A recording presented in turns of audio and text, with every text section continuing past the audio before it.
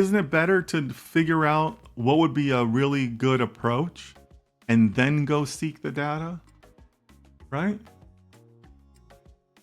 Mohammed says, where can we get a real world data set to do a project? I got an interview call, but they rejected it because they wanted real world project experience with MLOps. Well, Muhammad, I'm glad that you're doing a job search, but that's not really the goal of today. The goal of Sunday sessions, and really all of my sessions, is to empower us with more knowledge and more professional skills, right? So we're not seeking to pass interviews per se. We're seeking to take a professional approach to data science. So right now, we're still following a methodology, and we're still following, kind of like this client path that we're on in terms of fulfilling, what they've asked of us, okay? All right, so Mickey seems like he's on board with us just talking things out. Conduct EDA on performance of assets. We're going to get to that, Lalman. Yeah, and we've done that, right? We've done that with like the gold data that we looked at, right? But yeah, EDA is definitely part of the methodology for sure. So Leo says, what about conducting an inference study before everything? Okay.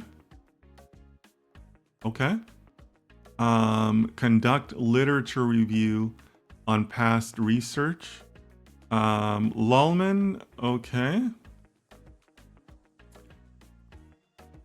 Lalman, you'll have to forgive me if my memory is off here, but I know that in one of my daily chats, we recently had a discussion about education in other countries and about how other countries were very academic.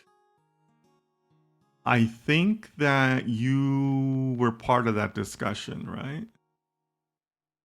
And if I'm wrong on that, please let me know. I'm happy to be wrong, and I apologize. But this is an answer I would expect from an academic, right? To do a literature review. So that's why it reminded me of you. I think you were part of that discussion. Okay, so Manoj is saying that his model requires the stock prices of portfolios. Okay. Manoj, we're going to come back to that. Okay. Put a pin in that one, Manoj, and if I forget, remind me, okay? But I want to come back to that. Mohammed says, are we doing statistical tests for each column? We will. Once we define the data set, but we don't know what data we're looking for yet, right? Right now, it's still an open field, guys. We can talk about anything, right? Marcine says, let's put everything on the table to see what we got, things where we want to go from there. Yeah, absolutely, Marcine. Absolutely. Yeah, I mean, like I said, no idea is too crazy, right? No idea is too crazy.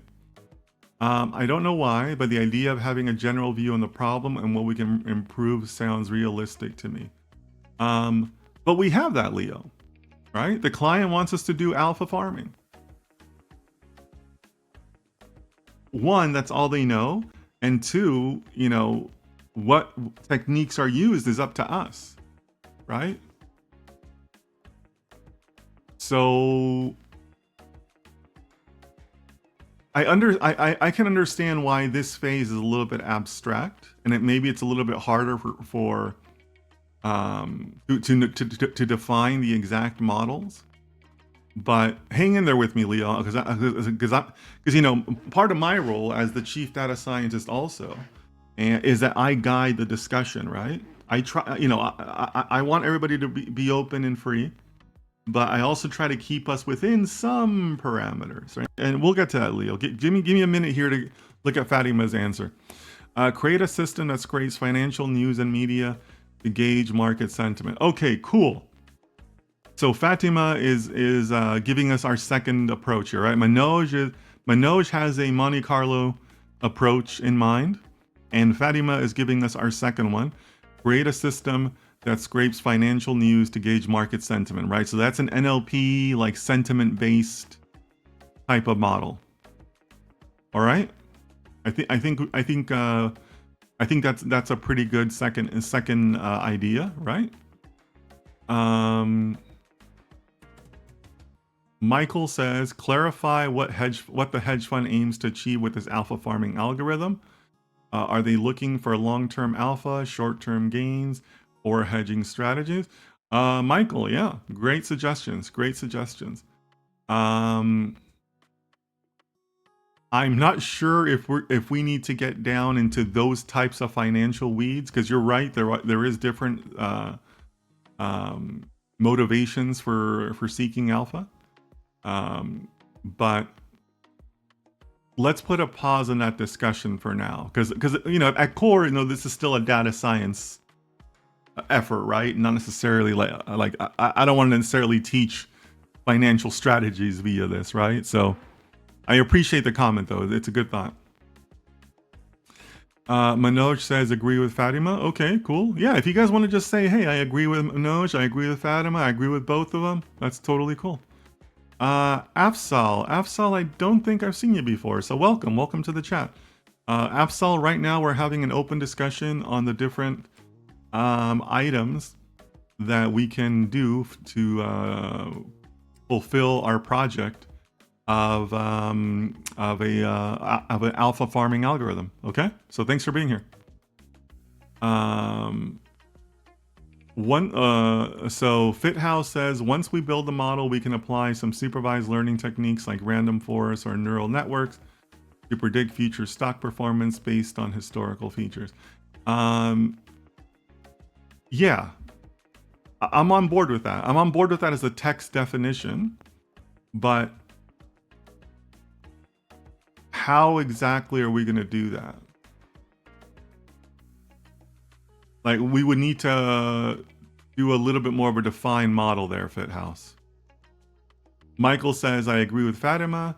Manoj says, what about the Black-Scholes model approach? Okay, that's another one. All right, so let me go back to Leo's thought, because Leo is sharing a thought that I think multiple people might also have, right? So just to guide us a little bit more, why don't we start thinking about the techniques that we know? Okay, let's take a step back. In data science, I like to think of ourselves as building a toolbox, right? Every time you learn something new, you're just, in your mind, you carry a toolbox, right? And every time you learn something new, you just throw a new tool in your toolbox. Okay, I know how to do this. Okay, I know how to do that, right? That's all we're doing, right? So we're talking about assets, we're talking about pricing, and I'm trying to think about like different tools that we might have in our toolbox. What about time series? Isn't time series a tool in our toolbox? I know you guys know time series, right? But that hasn't really been mentioned so far, right? What about time series analysis? Right? Does anybody want to propose a time series analysis approach? Maybe. For some of you who have been watching me for a while, and I know there's a lot of regulars in here, haven't we looked at time series before? Didn't I do like a whole tutorial on time series? I even showed you guys a library for it, right? Time series has become very, very easy now. Easy and powerful, right? But what about time series, right? So Leo, to your point, because I know you're an active student. I know you look at this stuff, right? You know time series.